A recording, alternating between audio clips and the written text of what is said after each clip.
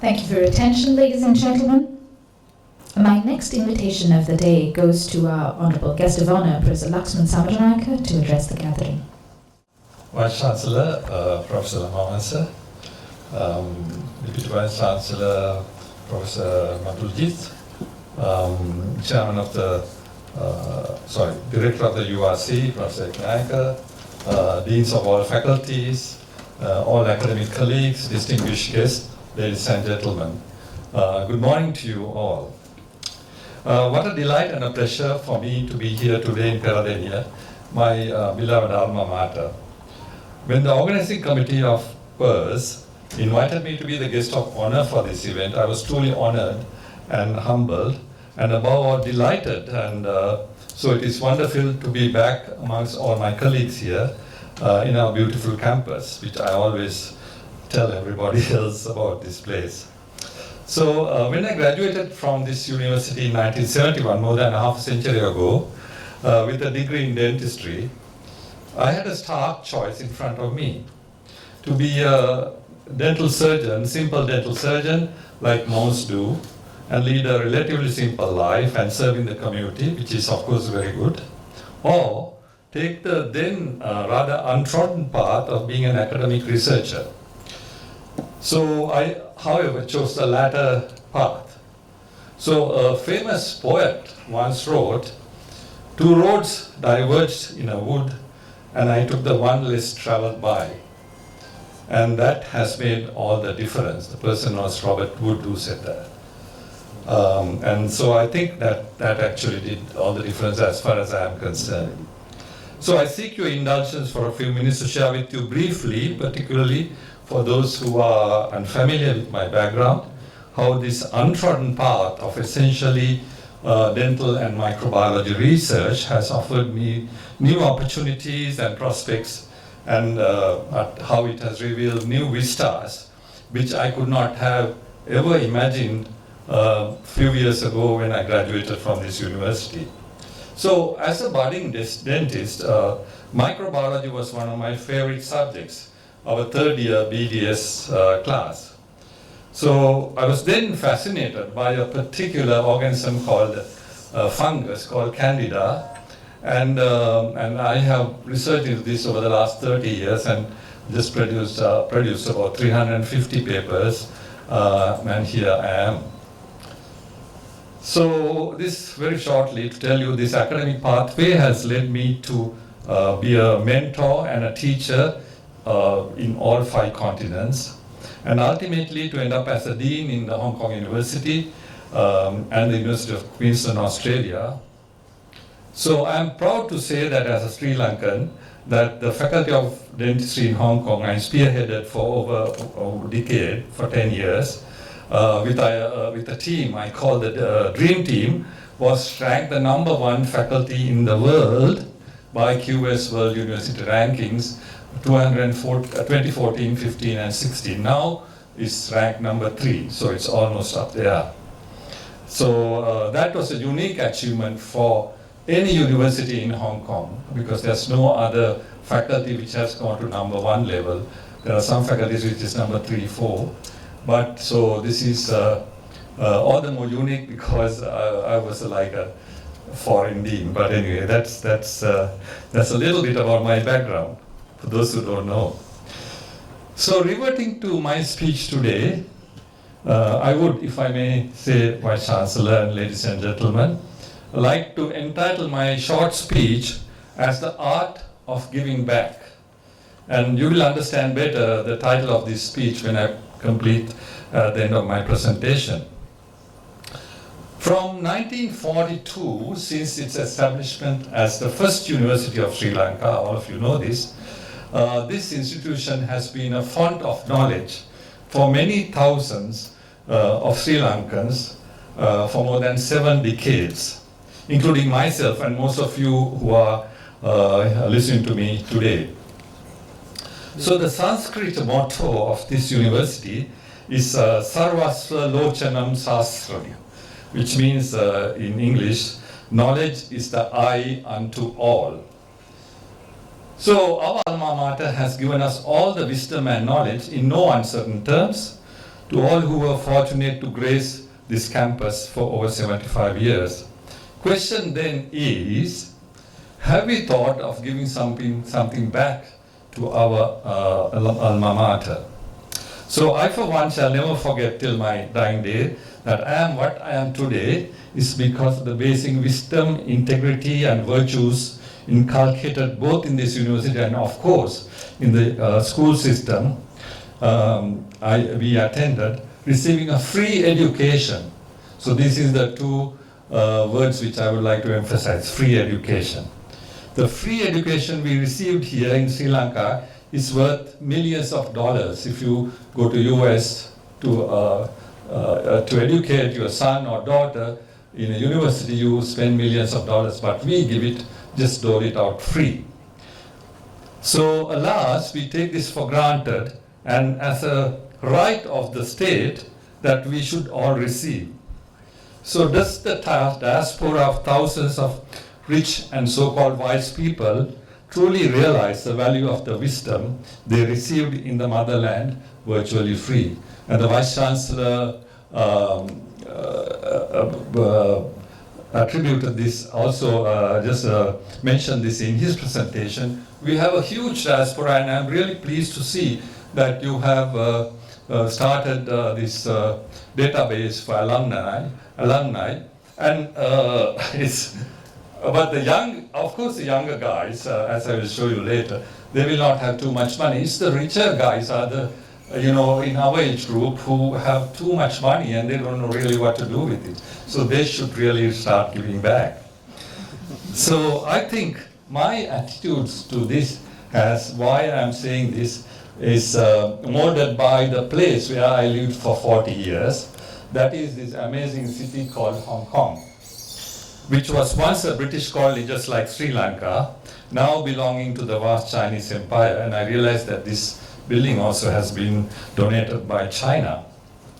So one of the most venerated and renowned Chinese philosophers, I'm sure all of you have heard of Confucius, but that's the Chinese name is Confuzi, not Confucius, but the English people have turned it, westernized it as well. So he also said, one has to give something back and make a difference to the world before one departs. So I'm not saying that this should be only in the form of donations of money, but it should be in the form of community service, social service, or any other form of donation. So along the same vein, there is a saying in Sri Lanka which I have learned from my parents, and that is, some of you may have heard of it, that the first third of your life you learn, the second third of life you earn, and the final third of your life you return to the society. But of course you can do it throughout, but essentially in terms of money you can do it later on, because when you are, when you have accomplished most of your goals and your family is well off and so on. So again, taking a leaf from my Hong Kong chapter, where I have lived perhaps more than half of my life, both the rich and the poor take this ethos, the Confucian ethos, very, very seriously. Now, if you visit, I don't know how many of you have visited Hong Kong University, virtually every building is named after somebody. It's because they have given back to not necessarily their alma mater, but for an education institute. And this includes rich as well as not so rich alumni. So, and another thing I want to mention is that when I was writing this speech, I realized that in Hong Kong we have over 100 endowed chairs, or they are called distinguished chairs. And you may not know what this is, so let me explain this for a minute. Now, for instance, I was holding the endowed chair called the Tam Wah Ching endowed chair. And incidentally, Malik Piris also, I was a Tam Wah Ching endowed chair in oral sciences, and Malik was endowed chair in medical sciences. So what does this mean? This means that Tam Wah Ching, Dr. Tam Wah Ching, who was an industrialist, he gave roughly about 1 million US dollars, a little bit more, to the Hong Kong University to establish these endowed chairs.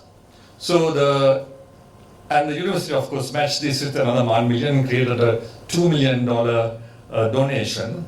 And that is given to a top researcher who has contributed in the university, not the $10 million, but the interest accrued from that 10 million. Every year you get a proportion of interest from that particular endowed chair. So I used to get about 100,000 Hong Kong dollars every year to do my research, or travel for research, or publications, or for research purposes.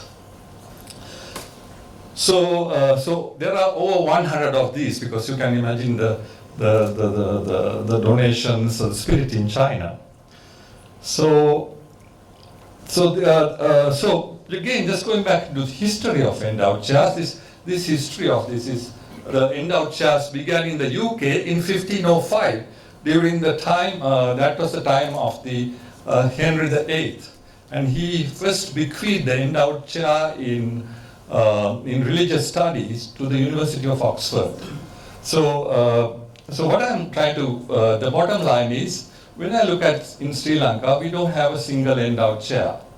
So I think that is one way we are industrialists or rich benefactors can donate to the university to establish endowed chairs. So this could be, I think, Vice Chancellor, we have this great opportunity now to be the first university in any university of Sri Lanka to do the endowed chair in any university. So for this, of course, you have to create statutes and so on, and you have to create a basic sum of money. But I would like to pledge today that I am happy to give, donate 5 million rupees to this first endowed chair thank you, to start this tradition. Now I know there are some industrialists here, and I think you can name it after the, let's say, Sirasa chair in agricultural, whatever, manufacturing or some sort of. So it will be, you have to create this spirit.